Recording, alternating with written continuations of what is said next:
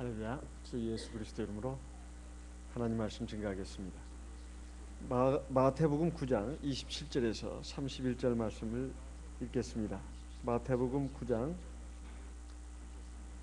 27절에서 31절까지 말씀을 읽겠습니다. 예수께서 거기서 떠나 가실새 두 소경이 따라오며 소리질러 가로되 다윗의 자손이여 우리를 불쌍히 여기소서 하더니 예수께서 집에 들어가시매 소경들이 나오거늘 예수께서 이르시되 내가 능히 이 일 할 줄을 믿느냐 대답하되 주여 그러하오이다 하니 29절 이에 예수께서 저희 눈을 만지시며 가라사대 너희 믿음대로 되라 하신대 그 눈들이 밝아진지라 예수께서 엄히 경계하시되 삼가 아무에게도 알게 하지 말라 하셨으나 저희가 나가서 예수의 소문을 그 온 땅에 전파하니라. 주 예수님에 대한 믿음, 여기에 대해서 예수님 당시의 사람들도 그걸 참 갖기가 대단히 어려웠다고 성경 말씀에는 나와 있습니다. 누가복음 7장 20절에 보게 되면 예수님 앞서 와가지고 예수님의 길을 예비했던 세례 요한이 자기 제자들을 어느 날 예수님에게 보내면서 질문하게 했습니다. 예수님 당신이 바로 구약 성경에서 예언했던 메시아 맞습니까? 우리가 기다리는 분이 당신 맞습니까? 이렇게 질문을 하게 했습니다. 여자가 낳은 자 중에 세례 요한보다도 더 큰 사람은 없다. 여자가 낳은 자 중에 세례 요한이야말로 가장 큰 사람이라고 극찬을 받았던 세례 요한조차도 예수님에 대해서 의문이 일어났단 말입니다. 그런데 여기에 대해서 예수님께서 답변하신 내용은 뭐였는가? 누가복음 7장 22절 말씀을 보겠습니다. 누가복음 7장 22절 누가복음 7장 22절 대답하여 가라사대 너희가 가서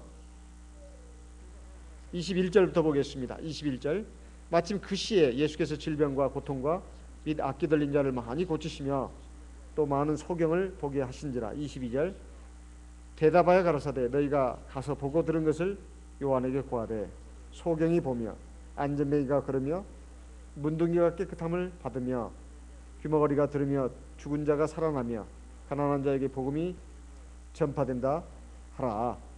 23절 누구든지 나를 인하여 실족하지 아니하는 자는 복이 있도다 하시니라.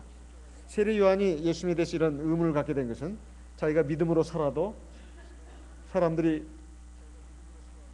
자기를 절대적으로 지지해 가지고 자기의 보호막이 돼주고 든든한 보장이 돼주는 그런 것을 한 것이 아니라 자기가 지금 억울하게 헤롯의 감옥에 갇혀가지고 죽을 날을 기다리고 있는 이 상황에서 예수님은 신방 한 번도 오지 않고 그리고 많은 사람들이 자기가 억울하게 감옥에 들어간 것을 놓고 막 데모를 한다거나 반란을 일으키는 이런 기미가 전혀 안 보였습니다. 하늘이 두동강이 나고 땅이 꺼지는 이런 기상이변도 일어나지 않았습니다. 그러니 세례 요한으로서는 정말로 주님이 주님이 맞는가?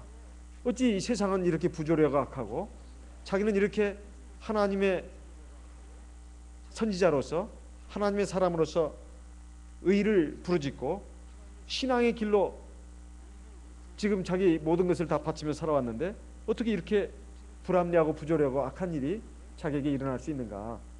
여기에 대해서 참 주님에 대해서 의혹이 일어나기 시작했다는 겁니다.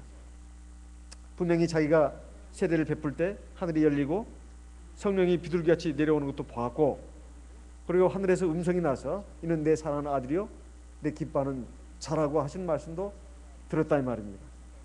그런데 이 세례 요한이 예수님에 대해서 이런 의문을 가진 걸 보면 오늘날 우리와 같은 평범한 사람들은 오죽하겠습니까? 아무리 불같은 성령을 받아서 충만한 성령의 기도를 하고 그리고 놀라운 기적기사를 체험했다 하더라도 우리가 종종 신앙적인 회의에 의문에 빠지는 데가 많이 있습니다. 그런데 예수님께서는 그 세례 요한에게 가서 전하라고 한 것을 보게 되면 너는 가서 전해라. 소경이 보고 안전뱅이가 일어나고 문둥자가 깨끗함을 받고 귀머거리가 듣고 죽은 자가 살아난다. 이것을 내가 지금 보고 듣지 않았느냐.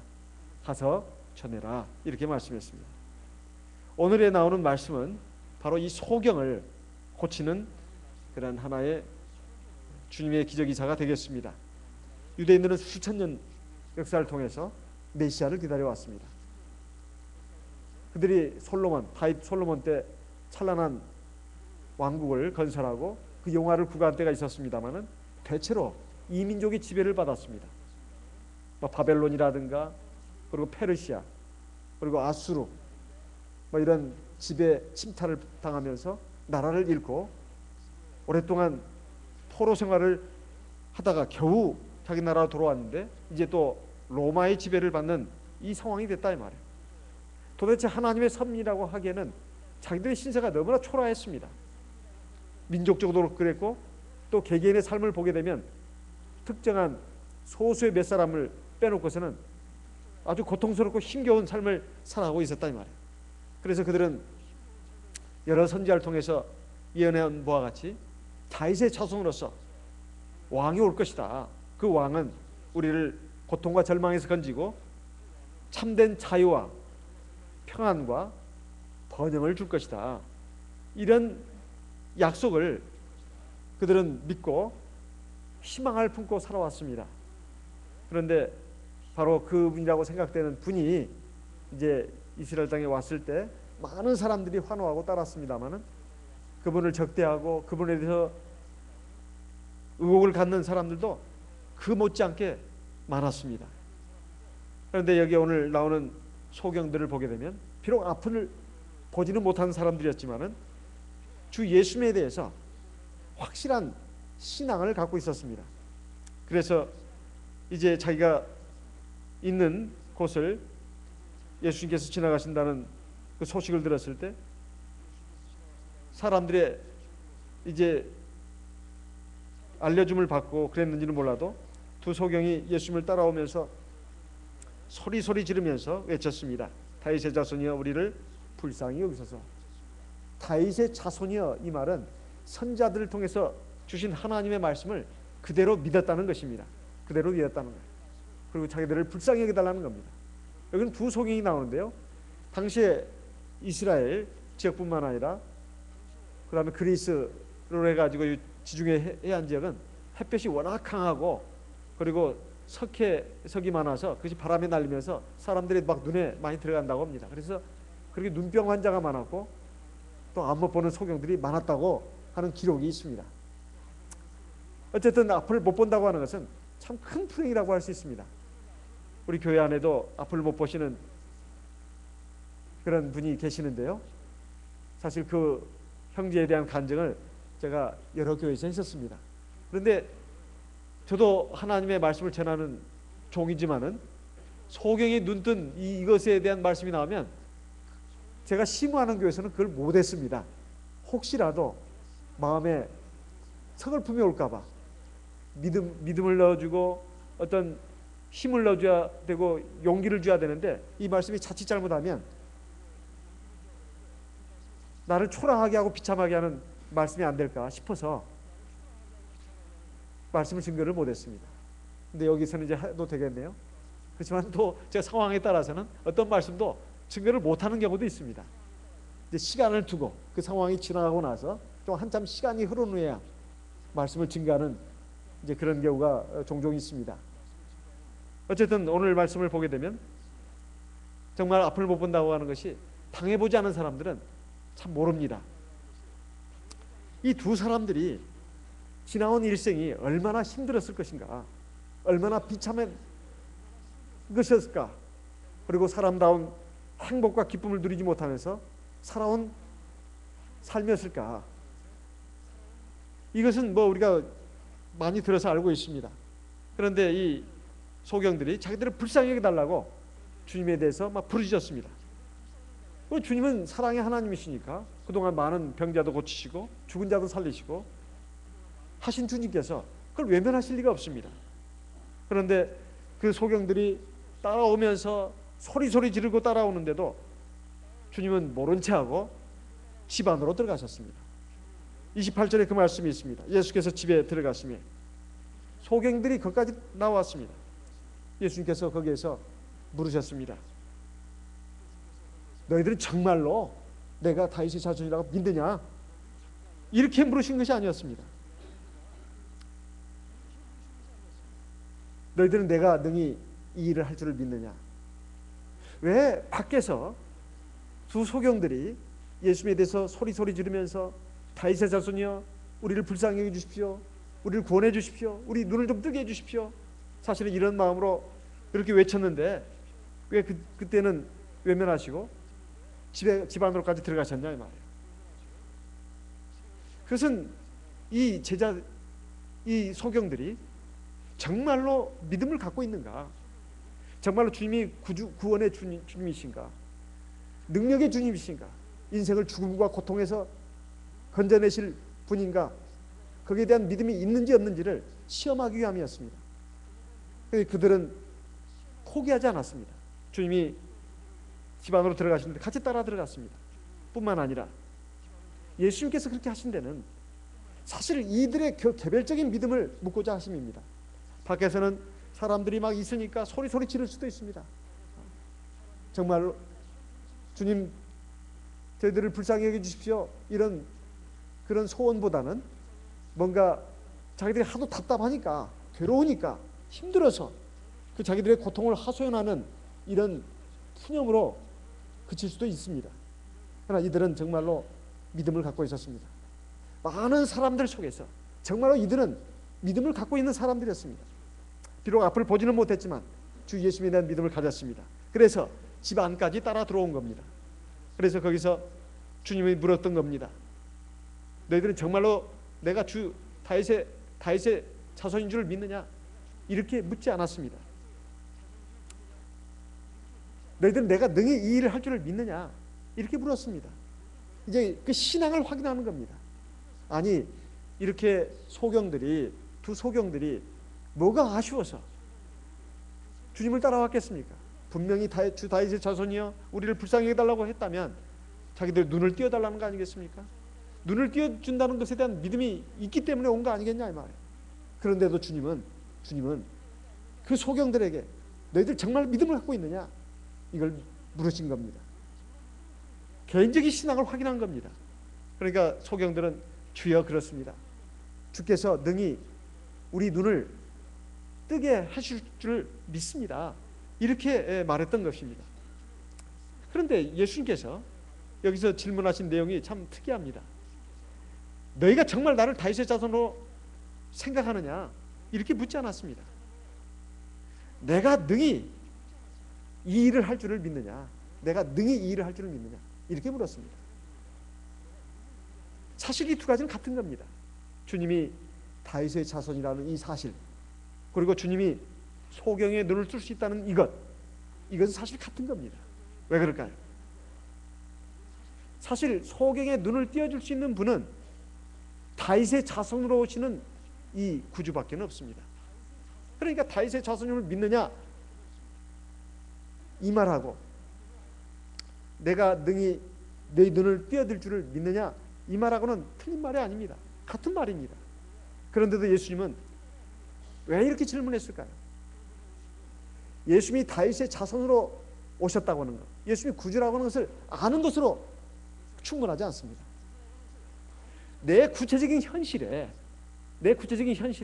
하나님의 말씀을 적용시킬 수 있어야 된다 이 말이에요. 우리는 보통 하나님의 말씀을 예배 시간에도 많이 듣고 또 개인적으로 성경을 보면서 많이 봐서 알고 있습니다. 그래서 하나님의 말씀을 들어서 아는 것, 읽어서 아는 것, 이걸로 충분하지 않습니다. 정말로 내 삶에, 내 속사람에 이걸 적용시킬 수 있냐는 겁니다.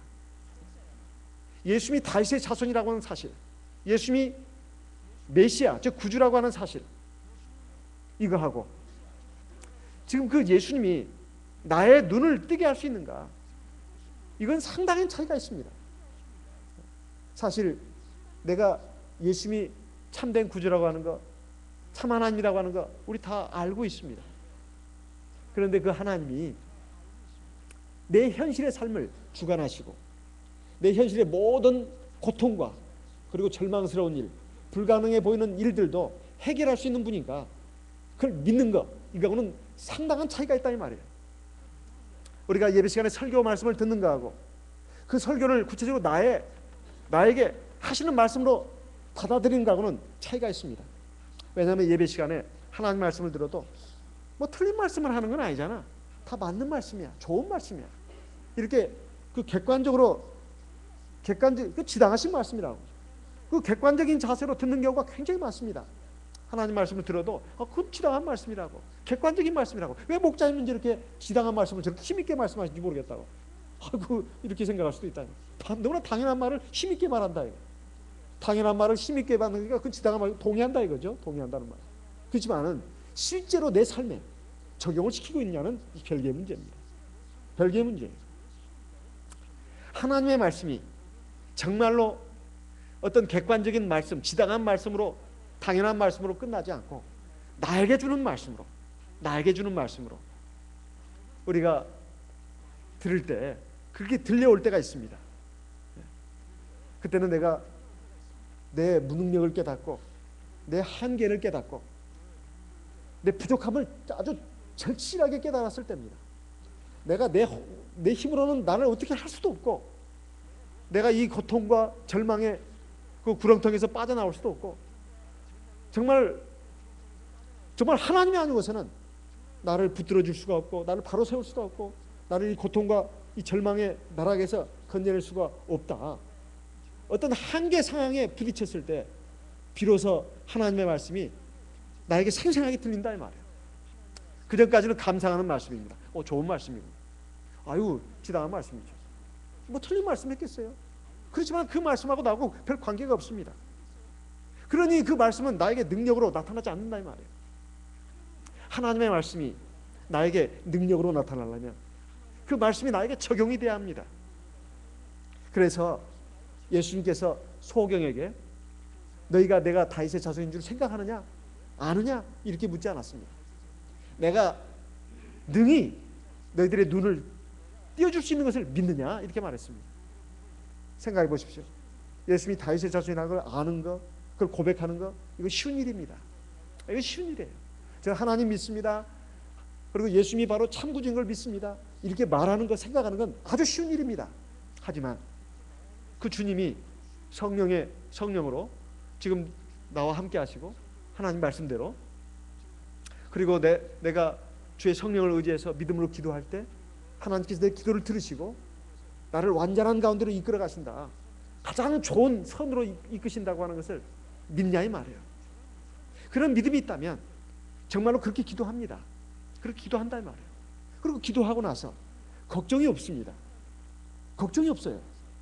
기도를 원래 우리가 어떤 문제가 있을 때, 어려움이 있을 때 그 어려움과 걱정 앞에서 걱정만 하고 있고 두려움만 하고 있다면 믿음 자체가 없는 겁니다. 기도하는 사람은 믿음이 있는 거예요. 믿음이 있는 겁니다. 그런데 믿음도 그렇습니다. 기도했다고 해서 그 믿음이 완전한 믿음은 아니에요. 기도하고 나서도 마음이 늘 불안합니다. 이거 그렇게 될 것이냐. 그러니까 기도를 해도 반신반의로 했다는 거예요. 정말로 믿음을 가지고 기도했다면 기도하고 나서 두려움이 없어져야 합니다. 걱정이 없어져야 돼요. 물론 인간적으로 가끔 두려움 생각도 들고 걱정이 들기도 하죠.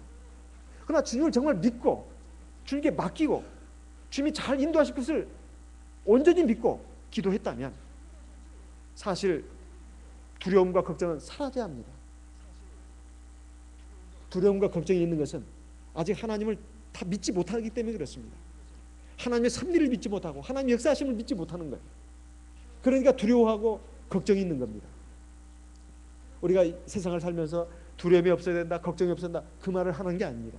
세상을 살면서 두려운 일도 생기고 걱정스러운 일도 생깁니다. 그것을 말하는 게 아닙니다. 두려운 일이 생기고 걱정스러운 일이 생겼을 때 그 다음에 어떻게 하느냐를 말씀하는 겁니다.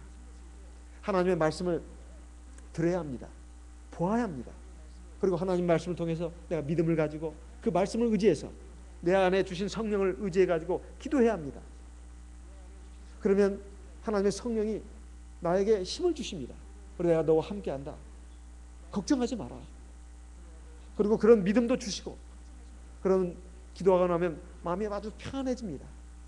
그런데 그런 것이 믿음이 아직 어린 사람들은, 그리고 믿음이 불완전한 사람들은 기도를 잘 하지도 않을 뿐만 아니라 기도를 한다 하더라도 걱정하고 불안해합니다. 이것은 믿음이 아직 완전치 않기 때문에 그렇습니다. 그러면 종종 우리는 이것에 대해서 의문을 제기하는 분을 볼 수가 있습니다. 그것은 맹목적인 신앙 아니냐고. 맹목적인 신앙이 아닙니다. 왜 맹목적인 신앙이 아니냐? 내가 하나님을 믿고 의지했다면 그 결과에 대해서 하나님께 맡겨야 되는 겁니다. 어떤 길로 가더라도 하나님 나를 좋은 길로 인도하십니다. 설령 죽으면 또 어떻습니까? 죽으면 내가 지금까지 신앙을 가졌던 것이 하나님 나라에 간 것이 아닙니까? 그러니까 걱정할 일이 아닙니다. 경제적인 문제도 그렇고 또 인간관계도 그렇고 어떤 어려운 상황도 그렇습니다. 전혀 걱정할 일이 아니다 이 말이에요. 사실 기도를 해도 어려운 상황이 개선이 안 되는데요, 당장 안 되는데요, 걱정하실 것도 없습니다. 하나님 나를 항상 선으로 인도하시니까. 무슨 말이냐? 나를 훈련시키는 겁니다. 내가 아직 불완전한 믿음도 좀 온전한 믿음이 돼도 나를 다듬어가는 것이고, 내 안에 인격적인 면에서 문제가 있는 것이 있습니다. 아직도 교만한다거나, 아직도 거짓되다거나, 아니면 막 입이 거칠어가지고 남을 막 상처를 많이 준다거나, 아니면 남을 미워하고 시기질투 잘한다거나, 또 더러운 생각, 음란한 생각을 많이 한다라든가, 우리가 가진 악들은 한두 가지가 아닙니다. 그리고 허망한 거, 헛된 욕심을 막 부린다거나, 이런 것들이 우리가 기도하는 가운데 또 시련과 고난을 당하는 가운데 쫙 불순물처럼 빠져나갑니다. 그리고 정금처럼 나온다 이거. 사실 하나님은 우리에게 그걸 원하시는 겁니다. 우리가 육신적으로 물질적으로 구하고 원하는 것은 하나님 앞에는 사실은 아무것도 아닌 거예요. 사실 부스러기 은혜입니다. 진짜 알맹이 은혜는 내가, 내 속사람이 하나님의 자녀다운 자녀, 백성다운 백성, 하나님의 일꾼다운 일꾼이 되는 겁니다. 이게 황금 은혜입니다. 우리가 육신적으로 구하는 것은 하나님 앞에는 부스러기 은혜예요. 하지만 하나님은 그 부스러기 은혜도 주십니다. 우리는 그 썩어질 것에 막 집착을 합니다. 그리고 막 그걸 밀어붙이시기로 기도합니다. 그러나 하나님은 그것이 핵심이 아닙니다. 어쨌든 간에 하나님은 우리의 약함을 아시기 때문에 비록 부스러기 은혜를 할지라도 반드시 주십니다. 그것도 가장 좋은 것으로 주십니다. 내가 원하는 품목보다 더 좋은 품목으로, 더 좋은 과정을 통해서 더 적절한 때 그걸 주신다 이 말이에요. 그러니까 우리가 두려워할 일이 없다 이 말입니다. 설령 내가 기도를 해도 아픔이 있고 어려움이 있다 하더라도 그 기뻐하고 감사해야 된다고 주님께서 말씀하신 그 본뜻이 거기에 있는 겁니다. 항상 기뻐하라, 쉬지 말고 기도하라, 범사에 감사하라. 이는 그리스도 예수 안에서 너희를 향하신 하나님의 뜻이라고 하는 것은 결론이 선이기 때문에 우리는 항상 그 과정을 놓고 항상 그걸 결론처럼 생각을 하는데, 하나님은 그 다 과정이다. 결론은 선입니다. 로마서 8장을 보겠습니다. 로마서 8장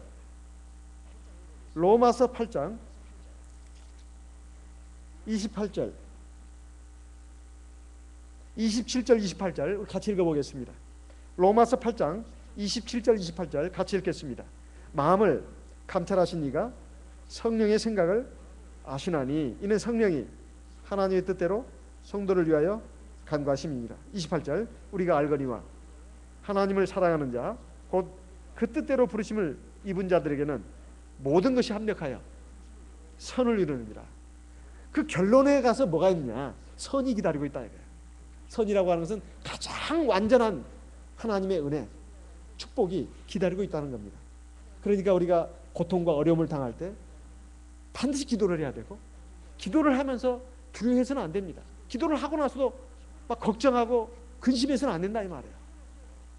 당장 내 눈앞에 내가 원하는 대로 해결이 안 된다 하더라도 그것이 아직 결론이 아니니까 걱정하지 말라는 뜻입니다. 그건 과정이다 이 말이에요. 결론은 저 뒤에 기다리고 있다 이 말이에요. 그것이 빨리 올 수도 있습니다. 조금 늦어질 수도 있습니다. 늦어지는데도 다 하나님의 뜻이 있는 겁니다. 완벽한 작품, 최고의 예술 작품은 시간이 필요한 겁니다. 그래서 우리는 정말로 두려워해서는 안 됩니다. 주님께서는 내가 다윗의 자신을 아느냐 믿느냐 이걸 묻지 않았습니다. 내가 이 일을 할 것을 너는 정말 구체적으로 믿느냐, 현실적으로 믿느냐. 우리가 하나님의 말씀을 책 속에 들어있는 문자로만 방치하지 않고 살아서 움직이는, 생생하게 하나님의 능력으로 움직이는 말씀으로 우리가 받아들인다면 하나님의 모든 말씀에 우리가 귀를 기울여야 합니다. 그리고 그걸 믿음으로 받아들여야 합니다. 그러니까 이 소경들이 뭐라고 했습니까? 그렇습니다. 주여 그렇습니다. 주님께서 이 일을 할 것을 우리는 믿습니다. 아 그러냐? 네 눈을 떠라. 이렇게 말씀하지 않았습니다. 주님께서 뭐라고 말씀하셨죠? 네 믿음대로 되라. 이렇게 말씀했습니다.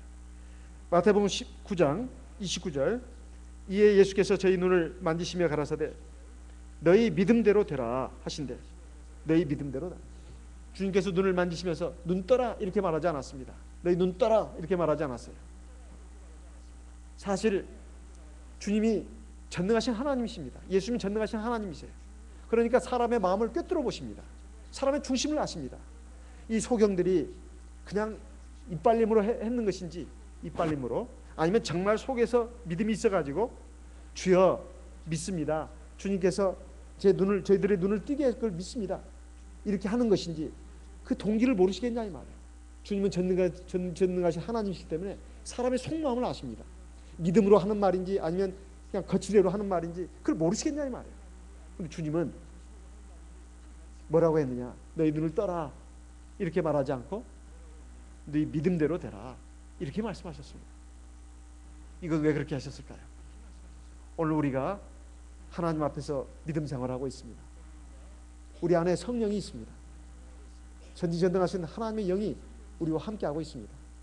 그리고 우리가 늘 하나님의 말씀을 듣고 있습니다. 이 말씀이 바로 하나님이라고 요한복음 1장 1절에 말씀하고 있습니다. 태초에 말씀이 계시니라. 이 말씀이 하나님과 함께 계셨으니 이 말씀이 곧 하나님이라고 말씀하고 있습니다.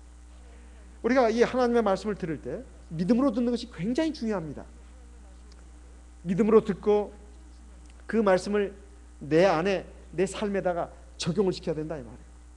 그러면 그 말씀이 그 믿음으로 역사하는 것입니다. 데살로니가 전서 2장을 보겠습니다. 데살로니가 전서 2장, 이거 대단히 중요한 말씀입니다. 데살로니가 전서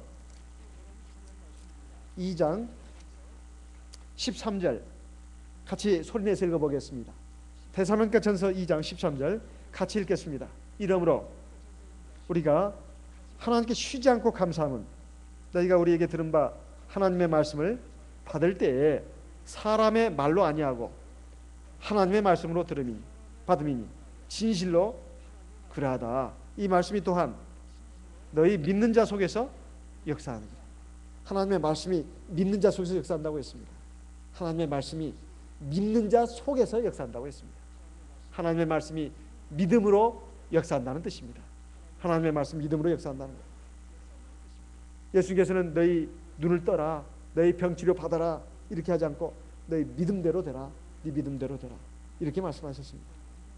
하나님의 나라의 특성을 보여주는 아주 중요한 말씀입니다. 이 세상 나라라고 하는 것은 사람들이 살아가면서 지식, 풍부한 지식, 그리고 높은 권력, 그리고 많은 능력을 가진 사람이 많은 것을 누리게 되어 있는 구조로 되어 있습니다. 이 세상 시스템이라고 하는 것이 누가 더 많이 배웠고 높은 학벌을 가지고 있고 그리고 권세를 갖고 있고 또 뛰어난 능력을 갖고 있는가, 이것에 의해서 그 사람이 누릴 수 있는 것이 다 차이가 있습니다. 그렇지만 하나님의 나라는 세상 나라와 같지 않습니다. 하나님의 나라는 세상 나라와 다르다 이 말이에요. 어떻게 다를까요? 그가 하나님에 대해서, 하나님의 말씀에 대해서 가진 믿음의 분량만큼 하나님의 능력을 체험하게 되어 있습니다. 그래서 하나님의 나라는 세상 나라와 같지 않습니다. 우리가 정말로 하나님을 어떻게 알고 믿고 있는가, 우리가 받는 하나님의 말씀을 갖다가 정말로 믿음을 실어가지고 하나님의 능력으로 나타나게끔 하고 있는가? 거기에 결정적인 인자는 뭐냐 하면은 바로 믿음입니다. 믿음이에요. 우리의 가장 큰 적이 뭔가? 의심이고 염려하는 겁니다. 의심이고 염려하는 거예요. 그리고 내 인간적인 생각에 사로잡혀 있는 겁니다. 내 마음, 내 능력, 내 환경, 이걸 자꾸 믿는 거예요. 내 자신의 현실적인 여건이 특별히 어렵지 않으면, 어느 정도 살아갈 만하면 그것을 믿습니다. 그리고 그것도 믿고 좀 아쉬운 부분만 하나님을 찾습니다. 내가 내 힘으로 안 되는 부분만 하나님을 의지한다 이 말이에요. 그러나 이건 온전한 믿음이 아닙니다. 사실은 내가 가지고 있는 것도 다 하나님이 주신 겁니다. 그리고 내가 가지고 있는 것이라 하더라도 내가 다 누릴 수 있는 것도 아닙니다. 내가 다 활용할 수 있는 것도 아니에요. 정말 하나님을 전심으로 의지하는 사람이 자기에게 주어진 것도 다 누릴 수가 있고 활용할 수가 있습니다. 더군다나 내가 이 세상을 살기에는 내가 가진 것만으로 충분하지 않습니다. 하나님이 나에게 지혜도 줘야 되고 능력도 줘야 되고 내 발걸음을 인도해 주셔야 합니다. 그래야 우리가 세상을 이길 수가 있습니다. 눈에 보이는 것, 귀에 들리는 것이 전부가 아니다 이 말. 이런 사람들은 주께 아무것도 얻지 못합니다. 우리가 믿음하고 하나님의 말씀을 자주 들으면서도 눈만 뜨면 자기 생각대로 합니다. 자기 마음대로 살아간다 이 말. 과연 이것이 믿음으로 사는 하나님의 백성들의 모습이냐 이 말입니다. 사실 우리는 지혜가 부족하고 능력이 부족합니다. 이 지혜와 능력은 하나님이 주시는 겁니다. 정말로 전심으로 하나님을 의지하면 지혜와 능력을 주십니다. 아무것도 염려하지 말고 누구도 꾸짖지 않고 후히 주시는 하나님께 구하라. 그러면 하나님께서 그에게 지혜를 주시리라. 이렇게 말씀했습니다. 그리고 디모데전서 6장 17절에 보면 세상 재물도 그렇다고 했습니다. 후히 주시고 누리게 하시는 하나님 앞에서 살아라. 재물에 욕심내지 말고 탐욕 부리지 말고 모든 것을 후히 주시고 누리게 하시는 하나님 앞에서 선한 일을 도모하면서 살아라. 이렇게 말씀하고 있습니다. 우리가 세상을 살아가는 데 있어서 지혜와 능력이 필요하고 그리고 재물도 필요합니다. 그리고 삶의 여건도 필요합니다. 이 모든 것들은 하나님이 주시는 겁니다. 나에게 생명, 지혜, 건강, 재물, 이 모든 것들 다 하나님이 주시는 것입니다. 사무엘상 2장에 보면 부하기도 하시고 가난하기도 하시는 분은 하나님이라고 했습니다. 천하기도 하고 귀하기도 하시는 분도 하나님이라고 했습니다. 이 세상 모든 기초가 다 하나님이 만드시고 지으신 것이라고 했습니다. 골로새서 1장에 보게 되면 눈에 보이는 것들과 눈에 보이는 것들뿐만 아니라 눈에 보이지 않는 세상 권세도 정사도 다 우리 주 예수님께서 지으시고 주관하시고 그것을 이끄신다고 했습니다.